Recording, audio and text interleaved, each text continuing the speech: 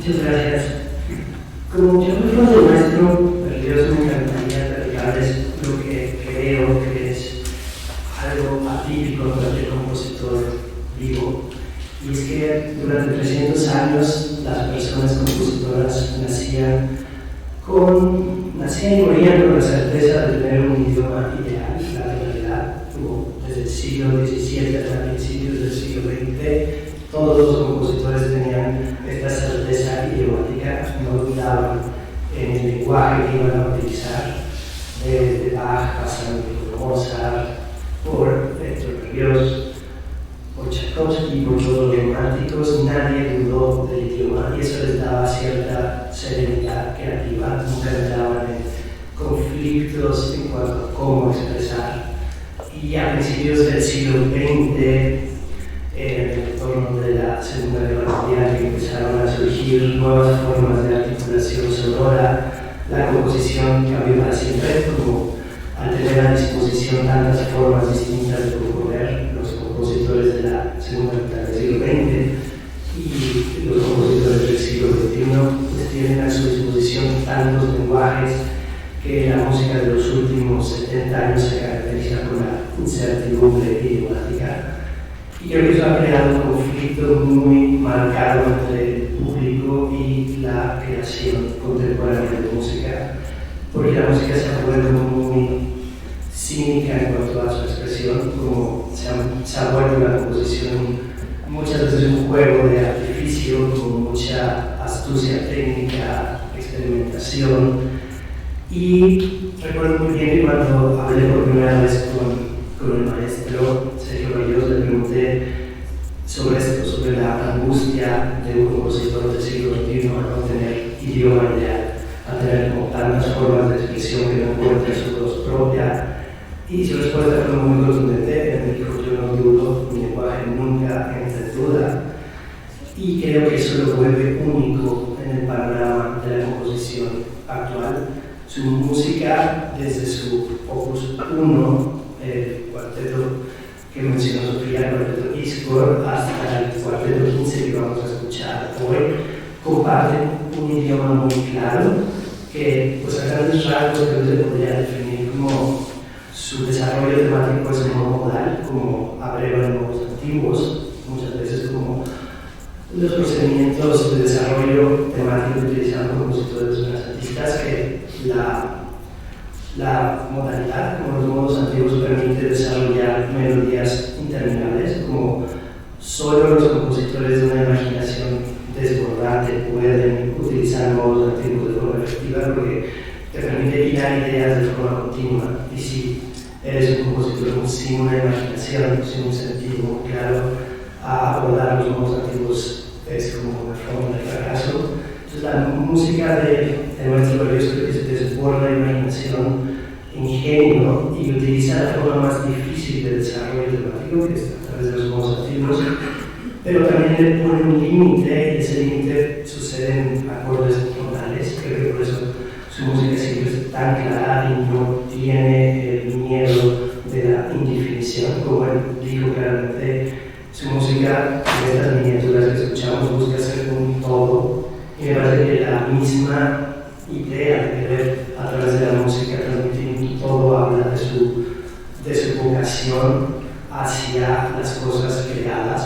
Como lo increado no interesa, me parece que no le interesa nada que no implique responsabilizarse completamente por lo que está diciendo. Entonces, su música creo que aborda emociones completas, busca reflejar como todo el amor, todo el dolor, toda la angustia, toda la belleza. Y eso ya no suele existir en la composición, como normalmente las personas compositoras contemporáneas, no sé si la verdad es escudarse, pero abordan búsquedas distintas, como se han alejado de querer transmitir la totalidad, o por lo menos responsabilizarse de forma plena de lo que sienten. Y la música del maestro Sergio Berlioz reposa lo contrario, como es una declaración de plenitud, y creo que es una forma muy valiente de acercarse hacia la música y hacia la creación artística por medio de la composición. Y Bueno, también como su biógrafo, que estoy como que decir, antes de su Opus 1 oficial, él escribió mucha música vanguardista, experimental, como cayó en la tentación de formas radicales de articulación sonora,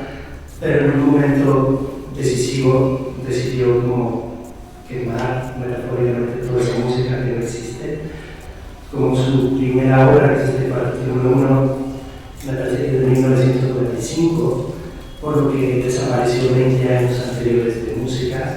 que eso también es bastante atípico en el panorama contemporáneo, como los compositores no suelen destruir la música que escribieron, y también ahí creo que queda muy bien definida su personalidad y su vocación artística, como descubrió que quería hacer música que se comprometiera con sentimientos completos o con búsqueda completa, y todo lo anterior que había hecho no lo satisfacía, entonces la destruyó. Y cuando comencé a escribir esta biografía, que se me hizo especialmente significativo, él estaba terminando un cuarteto para cuerdas, el 13, que se llama Sobre el abismo y el mar, y es una obra que nació tras una enfermedad que casi le cuesta la vida, y ahí también me di cuenta que su vocación musical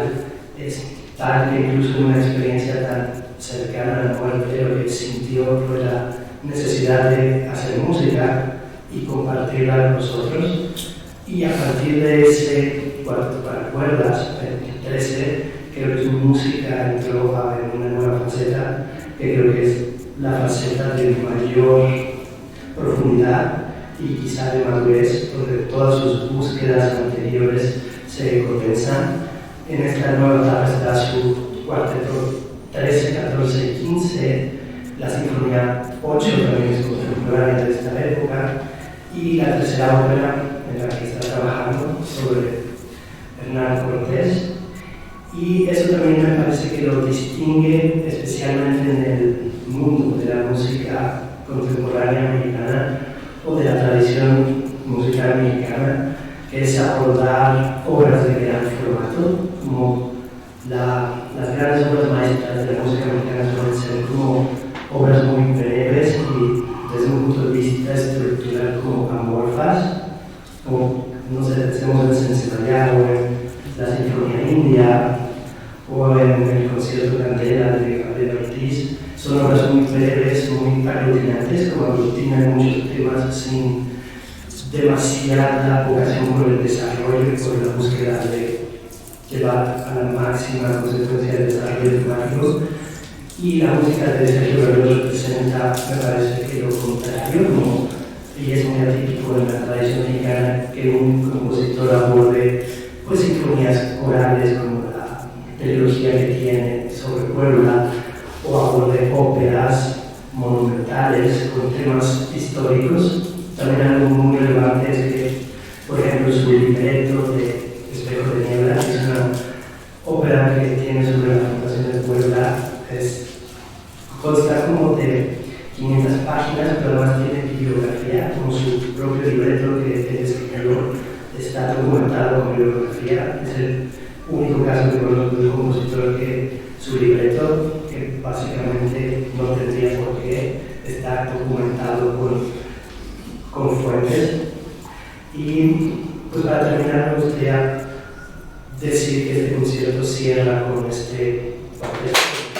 cuarteto 15,